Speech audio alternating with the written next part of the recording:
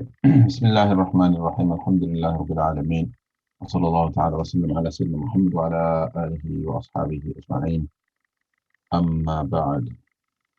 So welcome brothers and sisters to another session. I just realized I just had a look at the translation, right? The Shaykh's translation, and on that translation where we are now, because towards the end al-muhasibi kind of just keeps giving general advice, I've noticed. On the Shaykh's translation, we are on, I guess, dependent on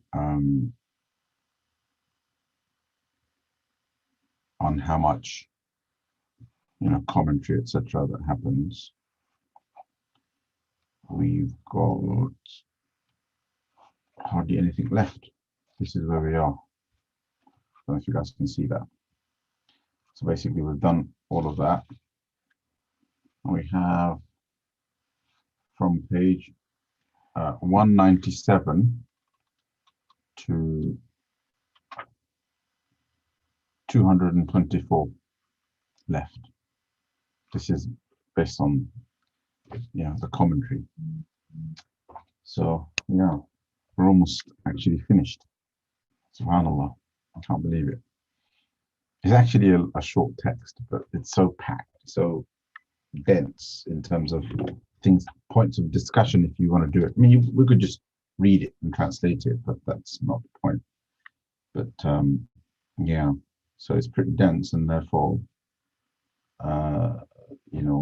if you put in the time to discuss things, then it takes a lot longer. But it's not a long text really. But as you can see from the translation and commentary that is published in English, it's over 200 pages. But anyway, so today we'll continue on from the general advice given in the previous sessions, inshallah ta'ala. But I want to backtrack a little bit. There was something I vaguely recall saying that I would elaborate on this, so I will now, inshallah. And that is something that we discussed last week, that came up in the text last week, where Imam al-Muhasibi says, he says, among other things, he mentions the famous advice of the Prophet ﷺ, وَصِلْ فِي اللَّهِ مَنْ قَطَعَكَ, and for the sake of Allah, join family ties with someone who breaks it with you. So somebody who basically doesn't try to keep family ties with you, try to keep family ties with them. Find a way, right? So I just want to talk about that a little bit, just this issue of family ties, because I feel it's an extremely, dare I say it, it's an extremely under-discussed obligation. Right, so that's the first thing I want you to understand. So yes, I am talking about an obligation, yeah, and people don't really think of it in that way, that joining family ties or maintaining family ties is an obligation. So it's extremely important to basically think about that for a minute. We're dealing basically with a wajib, right? And there's verses of the Quran, again, don't get often, this important duty doesn't get discussed in the context of a Quranic command. People just discuss it in the context of hadith, and then it kind of just, we're just told it's really important, you have to do it, and and people call it sila rahmi and stuff like that in Urdu and so on, and it kind of gets bundled in with other social etiquettes. But maintaining family ties is not social etiquette, it's a religious duty, it's a religious obligation. Where it gets to a point where it becomes a matter of perhaps encouragement, right? Or a matter of virtue and fadila is here, where the Prophet ﷺ says, even when it comes to people who break ties with you, try to maintain good ties with them, right? So the Prophet ﷺ said, "Silman qata'ak," maintain good ties with people who break ties with you. So when we say people, we're talking about relatives, right? Blood relatives. Yeah. So that's why it's called Silatul Rahim, because the Rahim is the womb. People who are tied to you by blood are people who are tied by the womb, right? So Silatul Rahim is therefore an obligation, and there are a number of facets to this. Some aspects of Sila Rahmi are becoming a bit of a cultural, what's the word I'm looking for? They're becoming culturally extinct as we move generationally, particularly in Western countries. There are some aspects of family ties that are being completely neglected by younger generation, our generation, my generation, even to a large extent, right? So, firstly, the basics in terms of Sila Rahmi, right? So, blood relatives need to maintain relationships. Some of these relationships are actually not only binding in terms of maintaining good and cordial family ties, but there are other religious duties and obligations attached to them. So, for example, grandparents, uncles, and people like that are part of the if you like, I don't want to use the word tribal because it sounds too cultural, but they're part of the Islamic system of the asaba, the Islamic support system, the tribal support system. I'm going to use the word tribal actually, the tribal support system. And that means that in the absence of the father, the grandfather has an official role. In the absence of the grandfather, the uncle has an official role. And these basically mean that on the one hand, there is the duty to fulfill the role. So, for example, somebody whose father passes away and they become an orphan, there are duties that grandparents and father and uncles and people like that have to fulfill towards the orphan as now their official guardian who has authority. For example, things like a girl's marriage, right? There are questions around looking after somebody's wealth and so on and so forth. So it isn't just a matter of, oh, let's be happy and let's all get along. There are duties associated. Now, in the Western world, we live very individualistic lives, right? At best, people are connected to the nuclear families, and then very quickly, even nuclear families, as soon as children become adults, start to disintegrate. And sometimes brothers and sisters are so badly separated, either geographically or just socially. They're so separated that they end up not meeting other than once a year and so on. And sometimes in an individualistic society, just the very idea of somebody else having some sort of obligation upon me or towards me is anathema. It's alien, right? What obligation? I live my life, you live your life, and that's it. We carry on. In Islam, it doesn't work like that, right? You are attached by religious edict, by Allah's command, by the command of Allah subhanahu wa ta'ala. You are attached and you have duties towards one another, and therefore maintaining those family ties are absolutely imperative. And I'll go on, that should be enough. But if we want to talk about the benefits of this and how this gives us a certain degree of emotional and psychological support, and it helps us in our equilibrium and in our mental well-being and so on, in our sense of stability and security, we can talk about that as well, right? But that, all of that is important to acknowledge. And this is why, Islam, this idea of protection and guardianship, Islam provides it in layers. So a person has, if we start with a child, right? They have the nuclear family. everybody around them. So they've got they have parents, elder siblings, and so on, right? Then they've got grandparents if they're around. Then you've got uncles, right? Aunts, cousins, and people like that who are, now we're still talking about blood relations, right? Then you've got certain ties of kinship that may be, in-law type relations. These are also very, very powerful. And it keeps extending until the Prophet ﷺ says, "As-sultanu waliyyu man la waliyya lah," that the ruler is the guardian of somebody who has no guardian. Meaning that the Prophet ﷺ took measures to ensure that nobody ends up guardianless, right? And what happens in the absence of the sultan? So in the absence of the sultan, there are examples. Sultan is the ruler, right? So the sultan, the khalifa, the amir, whatever, the state, the person who rules the state. In the absence of that, like us in the West, we don't have that.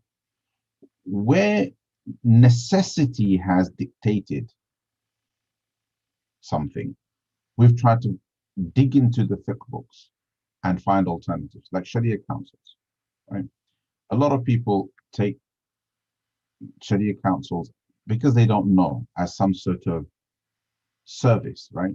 But we have to recognize that these are born out of things like, out of a basic conundrum, a basic modern day conundrum, and that is that in the absence of the guardianship and protection of the sultan and the sultan's representatives, local representatives, the governor, say the Islamic equivalent, or the Muslim state's equivalent of the governor, the judge, the councillor, the MP, those types of people. In the absence of these people, in the absence of the ruler and the ruler's representatives, locally speaking, what happens in certain situations where there is a void, there's an authority void, right? And this became very, very pronounced in one particular case. And that was the case of a woman who needed a woman seeking divorce from her husband, who traditionally would have received that divorce either by way of the husband being ordered to divorce her because she wanted it, or was demanding it and had a reasonable, had grounds for it, or in the absence of the husband or the husband's lack of cooperation, the role of the judge, for example, the qadi, in being able to annul the marriage, right? There was a void, there was an authority void. There was nothing in the books of jurisprudence that dealt with this problem in the absence of the qadi. What happens in the absence of the qadi if somebody's husband is not cooperating and not divorcing her? She wants the divorce, she wants out of the marriage, she's had enough of the abuse or whatever, or the husband is missing, he's just disappeared, right? What happens then? So the fuqaha never anticipated a time when there would be no khalifa, and there would be no judgment, there would be no state representation. So the contemporary ulama came up with a solution. They came up with the idea that a committee of leaders can take the place of the qadi, right? Then this was based on a precedent in the Maliki madhab, and then they came up with the idea of the Sharia Council based on that. It was born out of necessity. It wasn't some sort of wonderful service that needed to be provided. Although a lot of people now will come to us and say, can you put me in contact with the Sharia Council because I want a divorce? And I'm like, well, you don't need a Sharia Council for a divorce. As in, yeah, if you got lots of money to spare and you want the Sharia Council to advise you, etc., maybe you can benefit from that service if they provide it. But that you don't need it. A divorce can be mutually dealt with within the family. But people don't know that. The point I'm trying to make is, what about other aspects of guardianship and other aspects of authority? As they erode, what are we doing to maintain them? In fact, we're allowing them to erode right under our noses. And one of the things that we're allowing the erosion of is family structure, family authority, the family network, right? The family hierarchy. We're allowing that to erode because we're assimilating into this kind of individualistic cultural norm, which is basically the West. And we have to resist that, and we have to teach our children to resist that. So that is one aspect. Let me give you a practical example, right, of how this erosion actually has real impact, right? So if a family has been brought up by parents, if children in a family have been brought up from their childhood all the way up to their youth, right, to value religion, to value piety, to value a girl's being brought up to value haya, right, value modesty and so on, right? Then eventually what happens is an expectation is built up inside of this young person that when it comes to their marriage, etc., and this is it's the same for boys who brought up in religious families. There is an expectation that this is something that my family is going to be taking care of. Proposals will be brought to me, and I will be asked to choose and decide between different proposals and so on. Sometimes what happens is that fathers and mothers are, as far as we can see, are not always. This is not without exception. I've seen terrible, terrible examples of parents literally just putting their hands up, saying, "There's nothing I can do," right? Or "I'm not good at this," or something like that. But generally, by and large, parents have been good at seeking appropriate, spouses for their children. Of course, with all of the complications that comes with, where parents are seeking a spouse for their child based upon their requirements, based upon what they want. And this is particularly a problem if a child or a young person has grown up on religion in spite of their parents, meaning parents didn't want that level of religiosity in their children, but the child grows up wanting religion, grows up on religion, finds the right friends in the networks, etc., then wants a religious husband, right? Parents want a materialistic husband. Here, you end up with a problem. And the fuqaha have mechanisms to deal with this, which actually end up with a situation where the authority of the parents is diminished as a result of them not looking out for the best interest of the children, because the assumption from the outset is parents will look out for the best interest of the child, right? And parents will use religion as the basis of those decisions, right? Not materialism, not money, not things like that. Anyway, I mean, those things are a factor, of course, but they're not a factor that can be sufficient to compromise religion. This boy's got less religion, more money. This boy has more religion, less money. Which one do you go for? Many parents go for the first one, the one with less religion, more money. Religion will come later. So these types of issues. Now, what happens if the parents aren't in the scene? They pass away. Allah forbid it. They pass away. Often what happens is extended family, including siblings, older siblings, brothers, and so on, they literally just disappear off the scene in terms of that particular responsibility. This is a specific example of how erosion of that family structure basically causes massive problems. And I've met people who are in their mid-20s into their 30s struggling to get married, not because they don't have credentials, not because they're not suitable, right? There's something wrong with them. Nothing like that. Purely because they are struggling to navigate this by themselves because they weren't brought up like that. It's something that is culturally very difficult for them.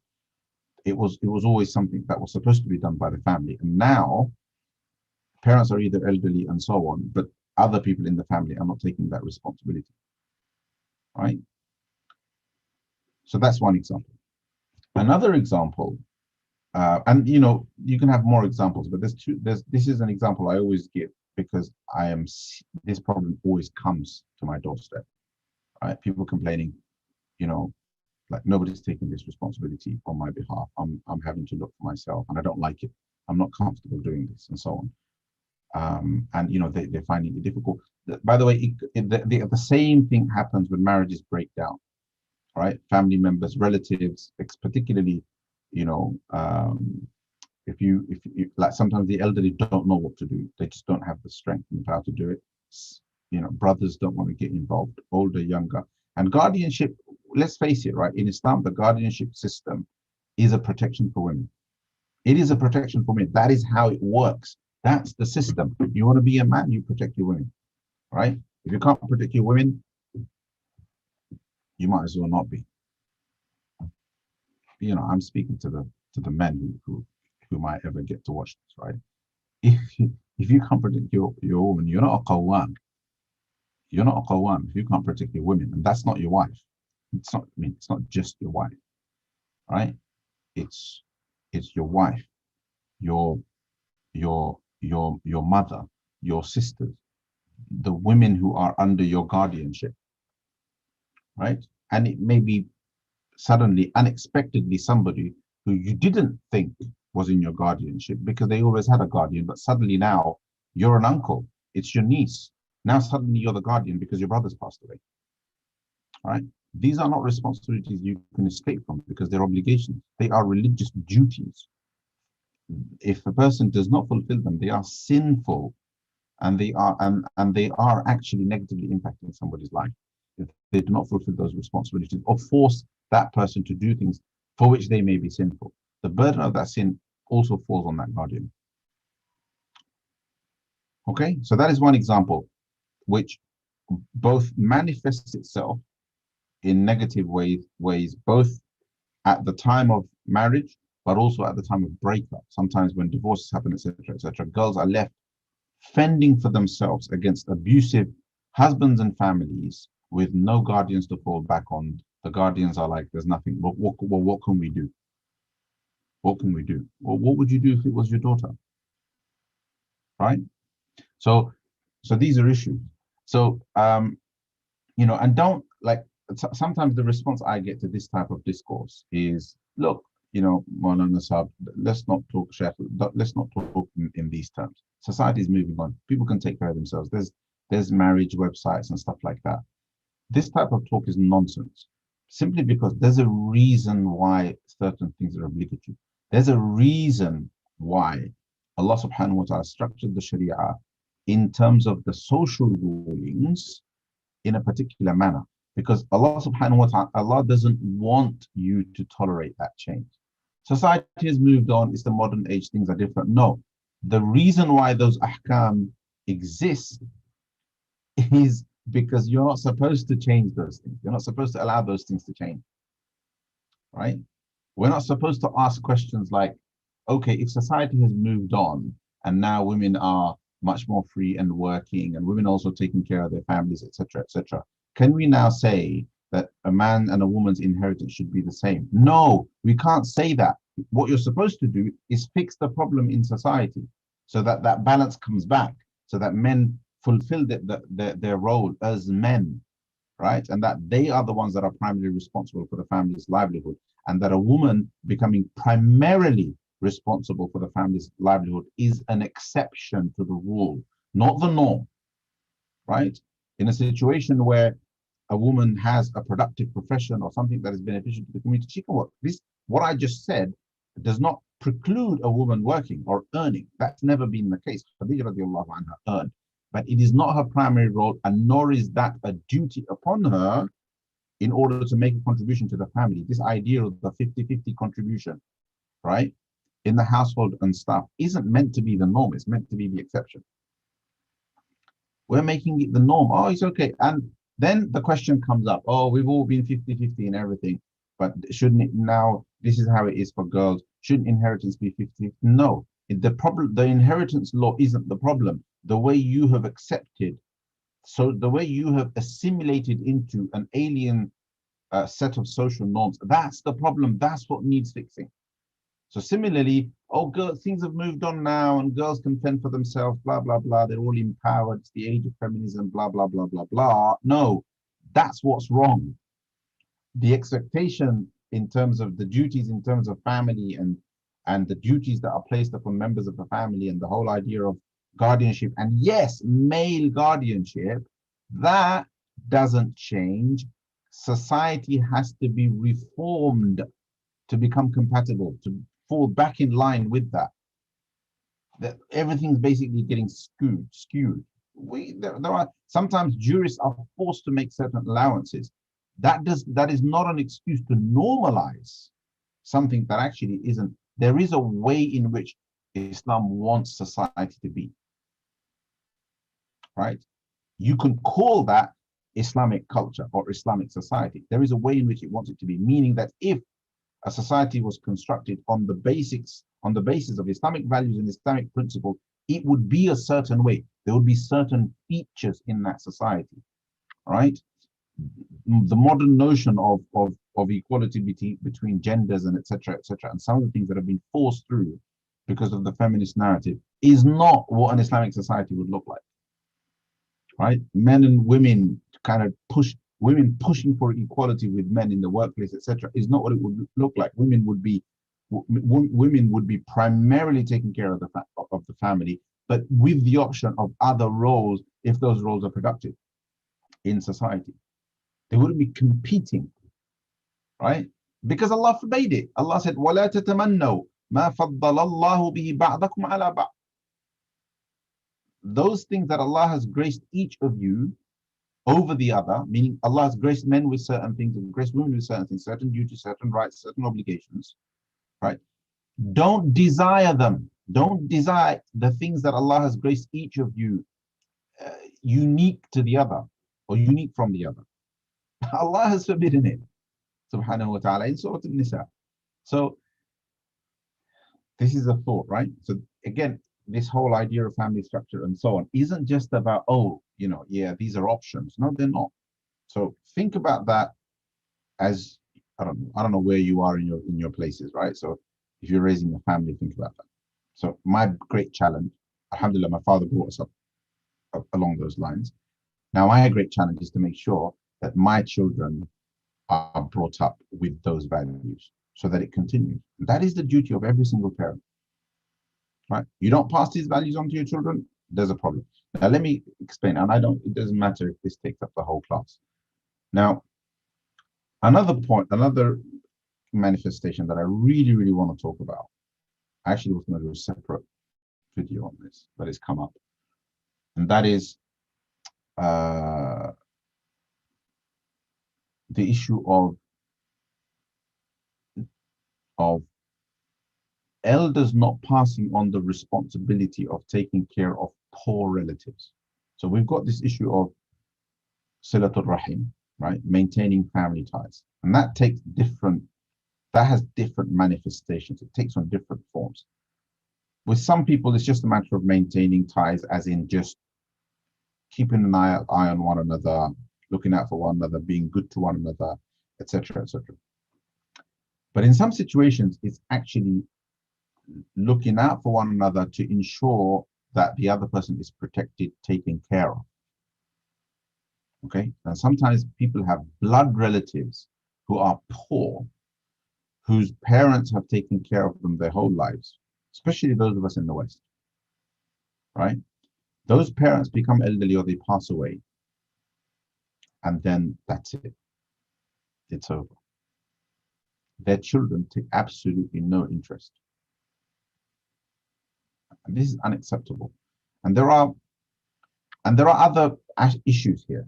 Number one, if you do end up supporting relatives back home, which you should, especially if you have blood relatives and even extended relatives.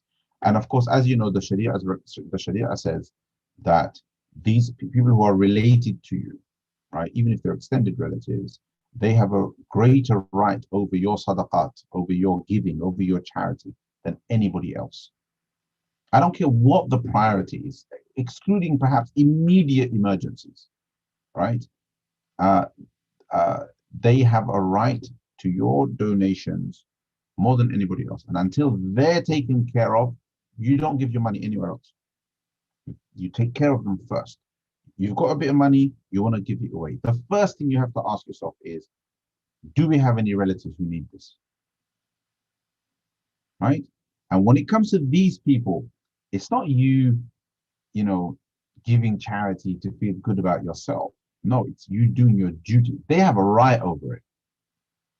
They have a right over it. Okay? Now let me address another issue. So yes, they have a right over it. I acknowledge it. I have to help my family, and I do. But in return, those relatives get treated like this, they are my employees, they're my slaves, like they're indebted to me forever. That is not giving. That is not helping. It's certainly not helping for the sake of Allah subhanahu wa ta'ala.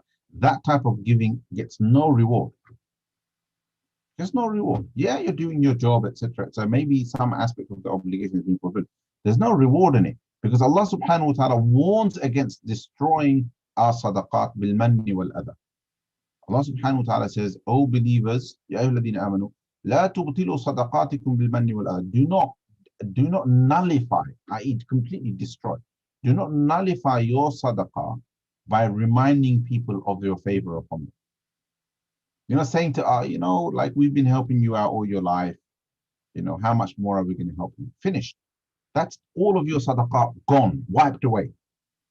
Everything you've given this person, just by that statement, it's all wiped away. And how many times have we heard people say that? Oh, cousin so and so, we've been helping you our whole lives. You really need to take care of yourself. How long is this going to go on for? That's man. In the Quranic narrative, the Quran tells us that is man. And Allah says, don't destroy your sadaqah bil manni wal adha, by reminding people of your favor upon them. Right? And adha, and by causing harm. Causing harm, taking advantage of them. Taking advantage of them. Every little favor, every little thing that we need, we turn up back home, we order them around like slaves, they're serving us. They have to do it from the goodness of their hearts, not because you're expecting it because they're indebted to you. They're not your employees, they're not your slaves. If anything, helping them was a duty upon you, right? And all you've done through them is fulfill your duty to Allah subhanahu wa ta'ala.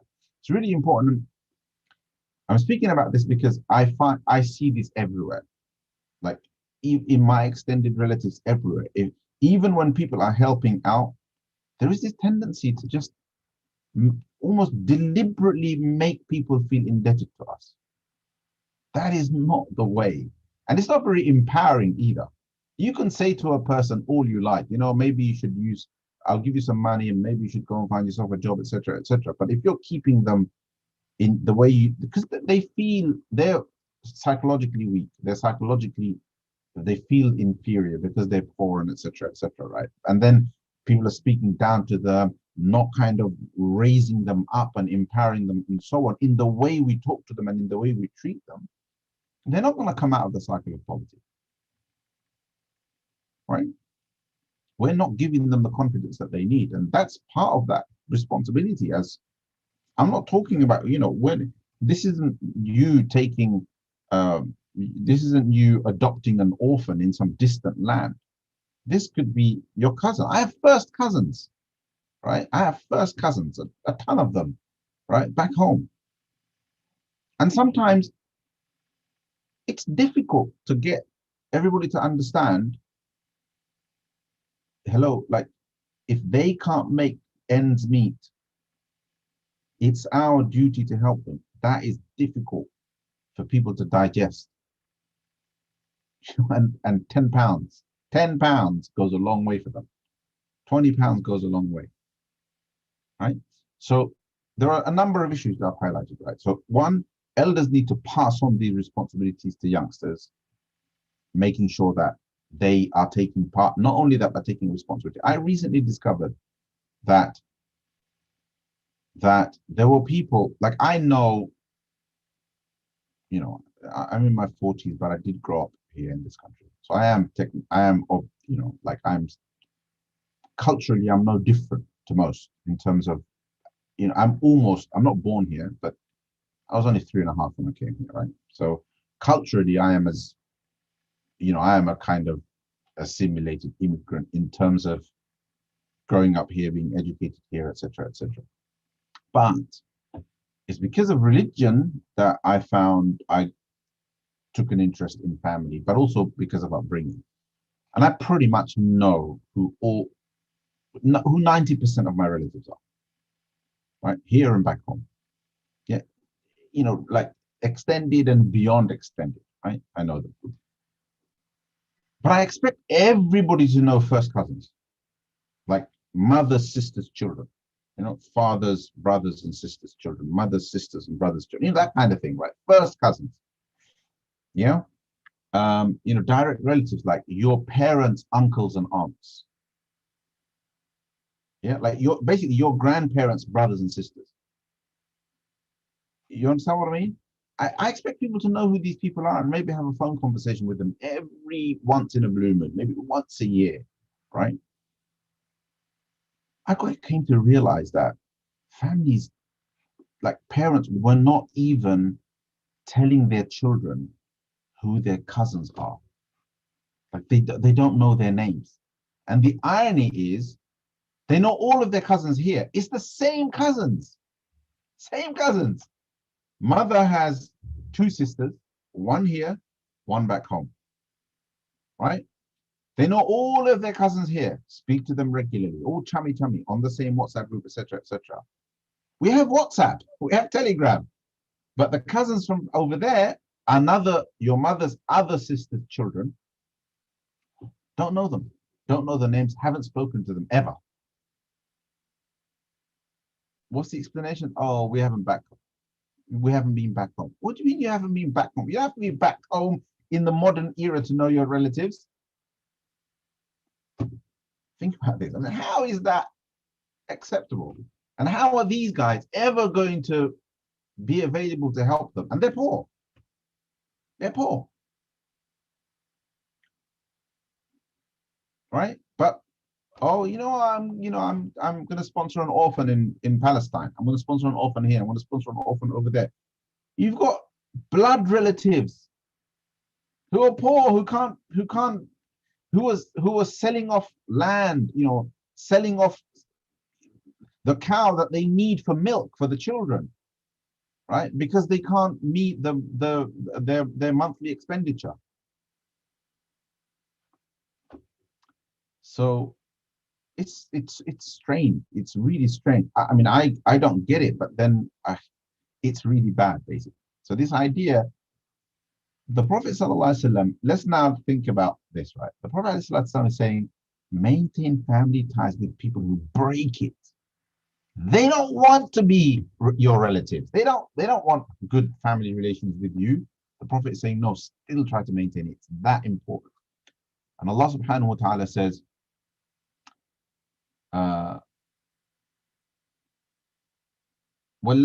praises people. وَالَّذِينَ يَصِلُونَ مَا أَمَرَ اللَّهُ بِهِ أَن يُوصَلَ وَيَخْشَوْنَ رَبَّهُمْ وَيَخَافُونَ سُوءَ الْحِسَابِ. Right? So Allah praises people who join the ties that they're supposed to join. That the ties that Allah commanded to be joined. وَيَخْشَوْنَ رَبَّهُمْ وَيَخَافُونَ سُوءَ الْحِسَابِ. And they fear their Lord and they fear a harsh reckoning, right, on the day of judgment. And then والذين ينقضون عهد الله من بعد ميثاقه ويقطعون ما أمر الله به أن يوصل ويفسدون في الأرض أولئك لهم اللعنة ولهم سوء الدار. Those who, and I'll get to the point, right? Those who break the ties that Allah commanded to be joined. The verse ends, upon them is Allah's curse, right? And for them is a harsh abode. I mean, the one of the principles in the Surah Al-Fiqh is that if there is a command or a prohibition to which a threat of punishment is associated, then it's obligatory. Then it becomes an obligation. People are breaking off family ties because they asked a favor of a relative back home and the guy didn't do it. That's it. Stupid things like that. Ask for, I don't know, something or other. Just silly, some stupid squabble, right? Or something like that. Or I've had enough of helping you. I don't want to help you anymore. And so on. We're not even getting anywhere near that if people don't even know who they are. If we're not even close to that situation of breaking family ties, if you don't even know who they are, how in the world are you going to do anything? There's no sila rahmi. The obligation hasn't been fulfilled, and like we're all giving donations here, there, and everywhere, but we've got family that we don't even know. We actually don't know their names. We don't know who they are. We haven't spoken to them in years. Let's face it, everyone has this situation. Everyone. I don't know. I mean, maybe I'm wrong. Maybe I'm wrong. Tell me I'm wrong in the comments. All right, inshallah. So this is a serious, serious issue. And it's, it's the deen isn't just prayer and fasting and the 5 pillars and so on. There are obligations outside of them, obligations that are just as important, that have serious consequences. We're in a situation because of obligations outside of worship, we've allowed them to be completely eroded because we think culture is a matter of choice. How we interact socially is a matter of choice. No, it's not. There are obligations associated with that. Okay, inshallah. So I think I've said a lot, all right, and I could either carry on or maybe I can, speak about one more point. This is actually from last week. I never had time to elaborate, right?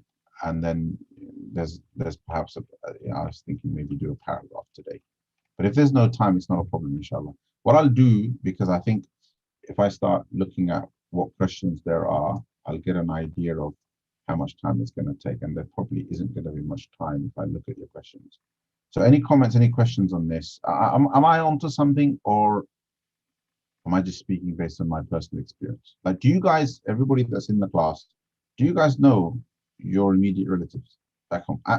I'm sure you guys have relatives back home, right? Are you in touch with your relatives? Right? And what I mean, I don't mean like there's a comment here about is there a minimum limit for maintaining family ties, e.g., how many visits, etc. I don't think there is. I think as long as you can consider yourself and those relatives to be tied, as in you have good relationships, you know each other, you know about each other's circumstances, simple things like knowing that like how many children your uncle has, your aunt has, who those children are, what are their names, simple things like that. Yeah, I know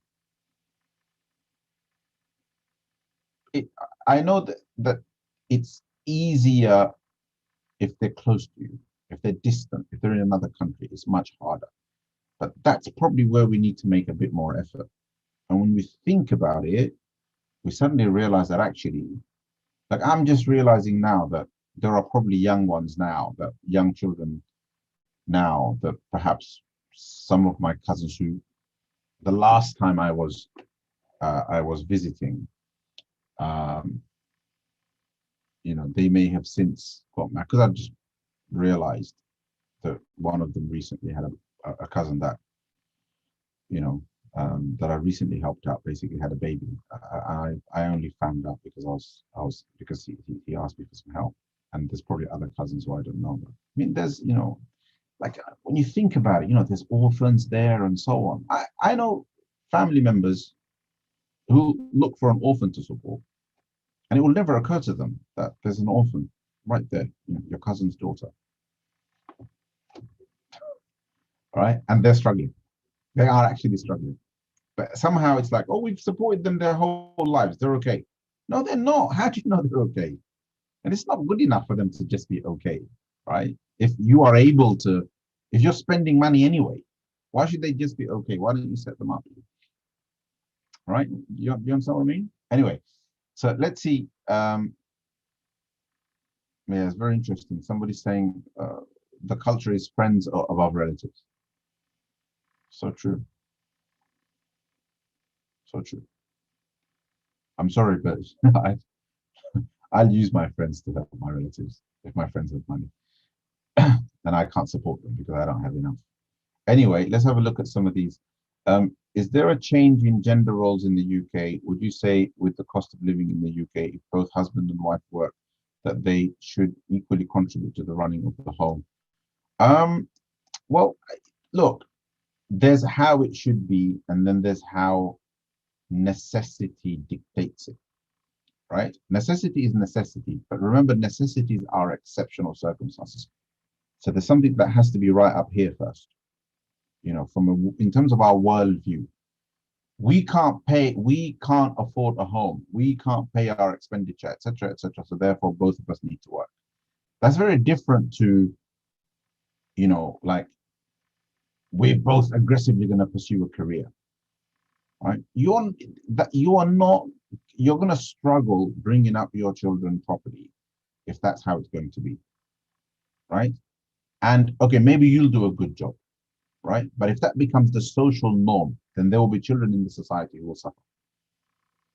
And they are suffering. I mean, look at Western society, right? So there is how it should be, and there's sometimes what we're forced to accept. A woman who basically is forced to work, 5 days a week, whatever, right? And she's forced to pursue a career because the family's needs, there's financial needs, and so on and so forth.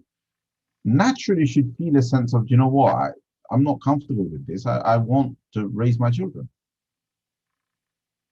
Okay, that's how she should be wired. If she's not, then I'm sorry, she's bought into a paradigm that is not Islam.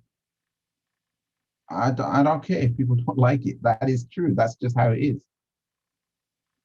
Right? My wife works. Right? She works part-time, but she couldn't bring herself to take any kind of work on until all three of our children had reached a point where she didn't feel as though she was neglecting them. Right? Maybe if she had insisted that she work for the sake of having more money, that would have been a different story. But I've always maintained that I would rather we struggle financially. I personally, this is my position, and it's been difficult, and it's not all women will accept that, right? But I said I would rather, let's sit down, have a conversation. I would rather financially struggle and have a more humble life than a life where the children don't have at least one parent in their lives all the time during their formative years. Okay, so and people will say, oh, the Arabs sent their babies away, etc., etc. Yes, but there was somebody always taking care of them. They were in the care of someone all the time who they were entrusted to, not based on a £5, £6, £8 an hour charge, who they entrusted to because of certain qualities, right? The Prophet ﷺ was raised for a while by Halima Sa'di radiallahu anha, not because mum was working and pursuing a career, but because Halima radiallahu anha was qualified, was in a position to give him something that he wouldn't otherwise get at home in Mecca, which is the development, which is learning pure Arabic, right? Learning some aspects of Bedouin life, the original way of life that in some of the urban areas was lost, right? There were qualities about those people that was acknowledged, about the purity of their language. Children went for that, all right? They grow up in a natural environment and so on. So, and not everybody did that. I mean, this is something that noble families did. But the point is that that's very, very different to paying somebody £10 an hour or whatever, paying a nursery £10 an hour. And who cares if they're not Muslims, and who cares what the children get to hear and what the children get to do and so on. It doesn't matter as long as I can have my career. And I'm sorry if this makes some people feel bad or guilty, or I don't know, or you're completely, I don't know, aghast, right, at what I'm saying. But that is, there's a norm based upon which society is supposed to be built under Islam. If it moves away from that and necessity forces us to be different, then at least we should acknowledge that. And that's my response to the brother who asked that question. Yes, sometimes, I have siblings where both work, etc. But it's the worldview. It's like if I could, as a guy, as a man, if I had enough money, more importantly, nowadays, right, it's probably less that if I had enough money, my wife wouldn't be working. It's more the wife thinking, if my husband had enough money, I'd be happy not to have to pursue a career. Why? Because I have something extremely important to do. Okay. Not what's the natural response nowadays? The natural response is, well, is that all I'm good for? Bringing up children. That's the response. It's ridiculous. That's a ridiculous response. Is that all I'm good for, bringing up children? Is that how you view your children? Getting some extra money. Basically, you know, I always say to you guys about materialism. The materialism is like grazing. It's like animals grazing. Right? You go, you graze in order to eat and have shelter. It's pooed out, all right, and then you go back to graze again. That's the average career, right? And most people hate their careers. There's a small minority of people who love their careers, and then even smaller minority of people who love their careers because it brings value to society, right? Making money isn't bringing value to society. It's not. I don't care what people think. It is not bringing value to society. You turning over millions for your boss is not bringing value to society. You may very well be doing the opposite. There are some jobs, a few, that actually bring genuine value to society and fulfill genuine necessities. There's only a small number of people who are in those roles, and I can understand those roles. Yes, adjustments should be made and sacrifices should be made and so on. But make the adjustments, make the sacrifices, make sure the children are properly tended to and taken care of, even if that means that actually that makes you financially back to square one again, because it would, right? Because paying for good, pious childcare would cost you money. The money that you're earning is a big chunk of it is going to go towards that. But that's not what it's about, is it? It's about, oh no, you know, we have to have a we have to buy a house, we have to have a mortgage, we can't afford that on one income, so we've got to do it. Okay, if that's a necessity for you, then fair enough, it's still a necessity, but don't change your worldview. Don't change your worldview. That's all I'm saying. If that's changed, then that's a greater harm than whatever possible harm the child may be done. That worldview is going to do more harm to you and to your child going forwards than you actually having a career, right? Than the mother actually not being around the child, the children, right? Or one of the parents being around the children. The worldview that has been adopted is far worse. Okay, I hope hopefully that's a simple message that everybody's got. Yeah, so a bit of feedback. Since working, I go less. Still have aunties and uncles back home. Don't really talk to them though. In my 40s, was raised with kids. You know, okay, so was raised with kids, talk when spoken to, and never had confidence of talking Urdu with them. Yeah, but you know, fair enough. But the odd conversation. And remember, it's not just elders. Like people think relatives are just elders. They're not. There's people who are your age, people younger than you. Do you understand? And you know, perhaps there can be, you know, there can be a bit of development for them where they can learn a bit of English and you can learn a bit of Urdu and so on. In my case, it was Bengali, and you know, I was fortunate enough to spend some time back home when I did my final year of studies, and that's how my kind of mother tongue developed enough to be able to speak to them. But fortunately, most of my siblings are the same. But most people, you know, going forwards are going to have this problem. They're going to have this. My children are going to have this problem of not being able to speak their mother tongue. And it is still their mother tongue because both me and my wife are born back home. That is, it's our mother tongue, so it's their mother tongue. But my children are far less competent than we are. So for now, I try to make sure that they know who their relatives are and so on. And I have this idea to formally teach them their mother tongue, as in they've not picked it up organically, so now they're going to learn it, like in the form of a course. Might become a Mawarid Lifestyle course, who knows? Anyway, there's a phenomenon of belittling motherhood. How should we counter that? Hopefully, I've attempted to counter that. All right, people who belittle motherhood are honestly, it's just moronic. You know, you belittle your own existence. If there was no motherhood, you wouldn't exist. Your career wouldn't exist. Right? So it's just stupid.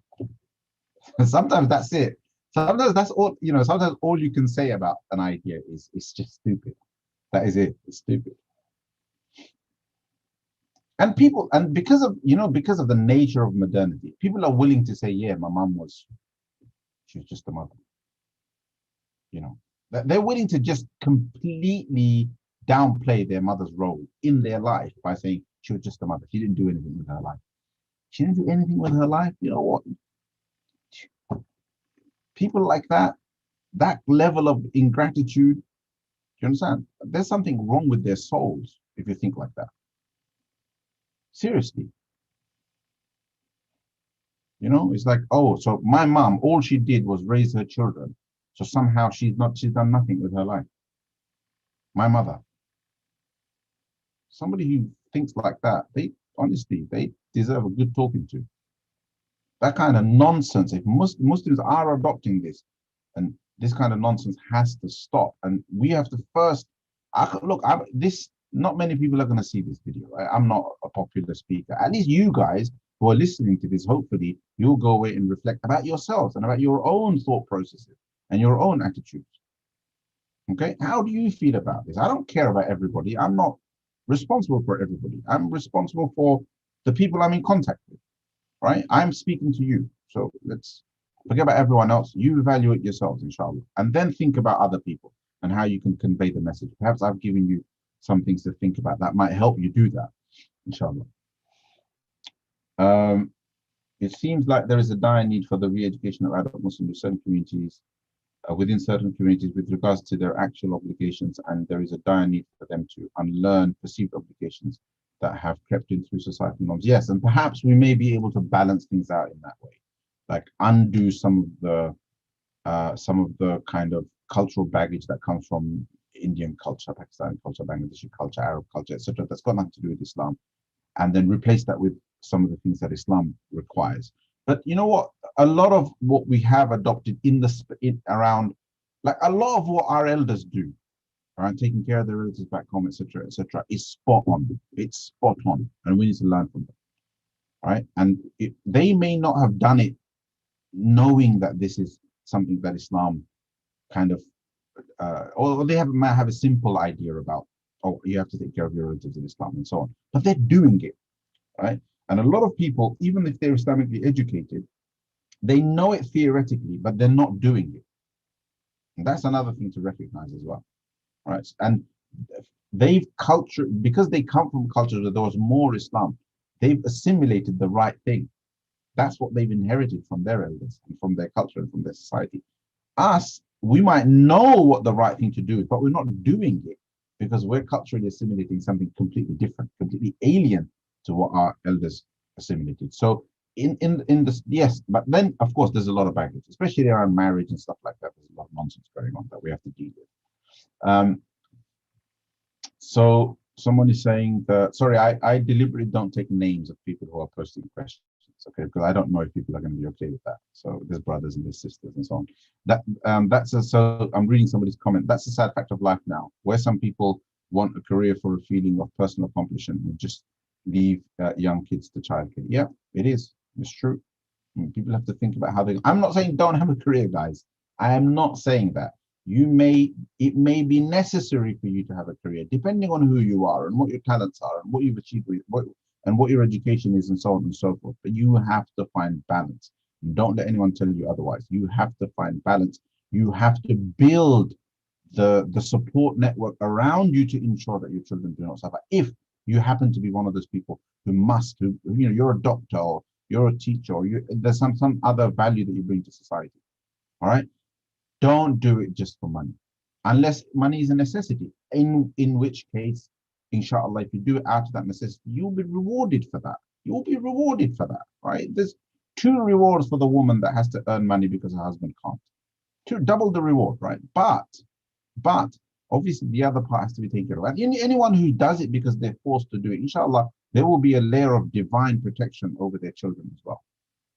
Okay, so there is like I said, if the worldview is correct in your head, you've got the right mindset, but you're forced to pursue a career for the sake of the money because the money is the necessity at home, or because there is something that needs to be done in the community.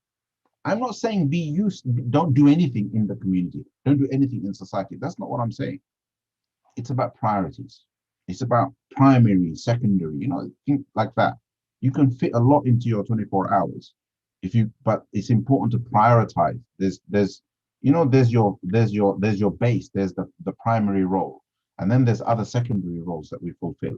A father's primary role is to provide for his family and to be the leader in the family. A mother's primary role is to take care of the domestic side of things, take care of the children, and so on. Secondarily, the father overlaps over and contributes to the mother's side of things, and the mother may overlap over here and contribute to the father's side of things. Of course, that happens naturally, but it's up here that we have to fix things in terms of in terms of our outlook, in terms of our worldview.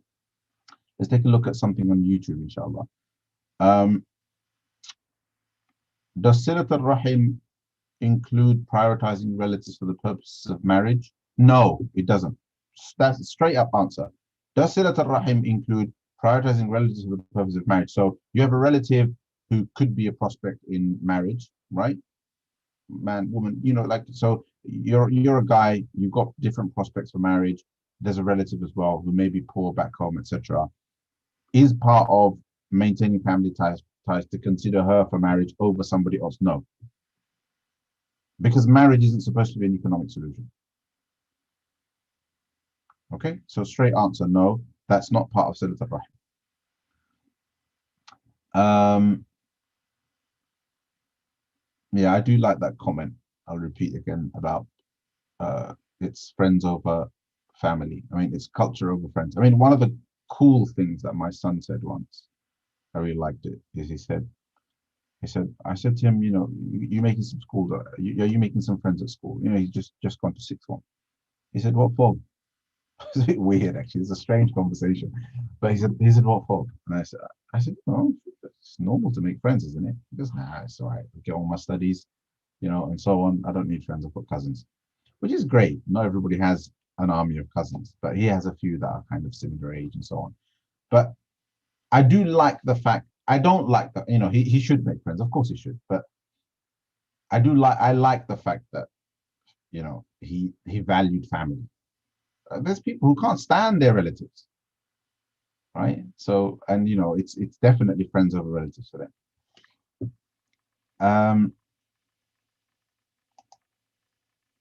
Culture is also help goes to distant needs over local needs. Yeah, and the Sharia says the opposite. Help, whenever we give or help, is al-aqrab fal-aqrab.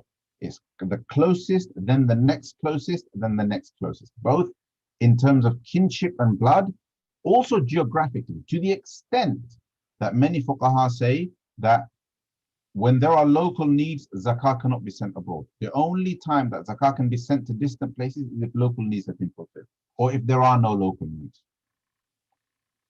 Otherwise, there's no justification for sending zakah away from the place where it's collected. So if zakah is collected from you and me, it should be spent locally first, then abroad. The structure is there, right? If there's no needs locally, then it can go abroad. We can go elsewhere, like further away. Again, with taking care of the nearest and then the next nearest and so on.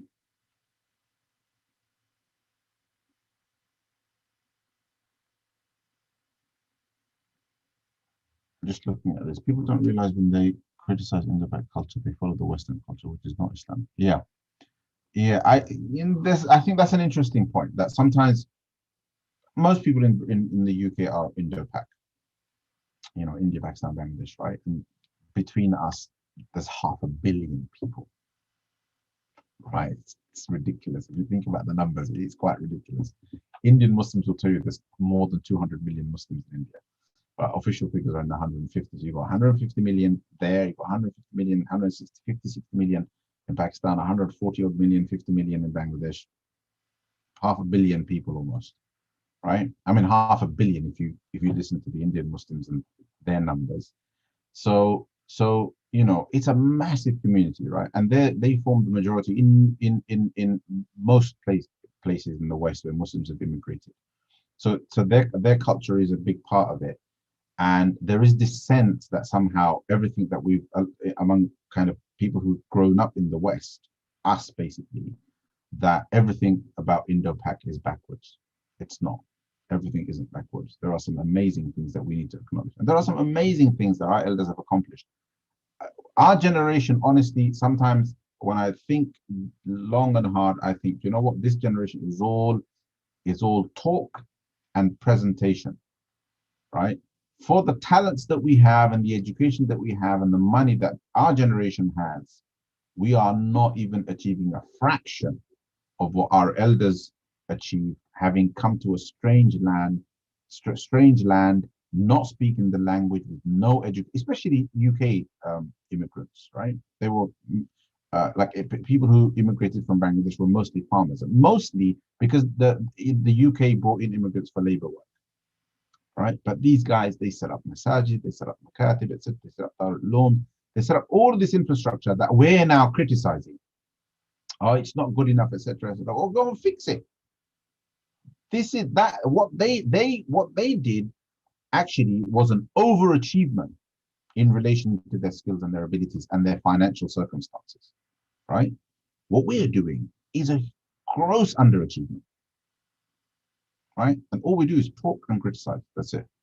You look for people who are of who are in their 20s, 30s, and 40s, right? Go and see how many of them are volunteering in the masjid. Not many. Okay. And of course, this brother's got some nice comments. So don't forget that they don't teach family values in school. Yeah, this is so I actually mention this sometimes to schools. So schools don't teach family values, and they teach nothing about character development. Right? You know, it's it's a gaping hole, right, in the Western education system. It's this gaping hole. Effectively, what they're basically doing is they're creating factory machines, not human beings. That's it. But they're really sophisticated factory machines. You know, it's like AI. We're basically just AI. That's it. That's what the education system is producing.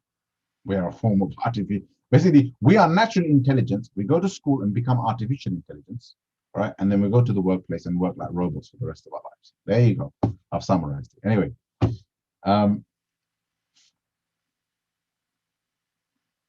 Jazakumullahu khairan. Yeah, and please come back next week. I hope I haven't put anyone off. Let's do this every week, inshallah. Look forward to your attendance next week, inshallah. Make dua for me, make dua for our community. Allah subhanahu wa ta'ala protect everybody and bless everyone. And hopefully, we will do better, inshallah. We will do better. Okay, Jazakumullahu khairan.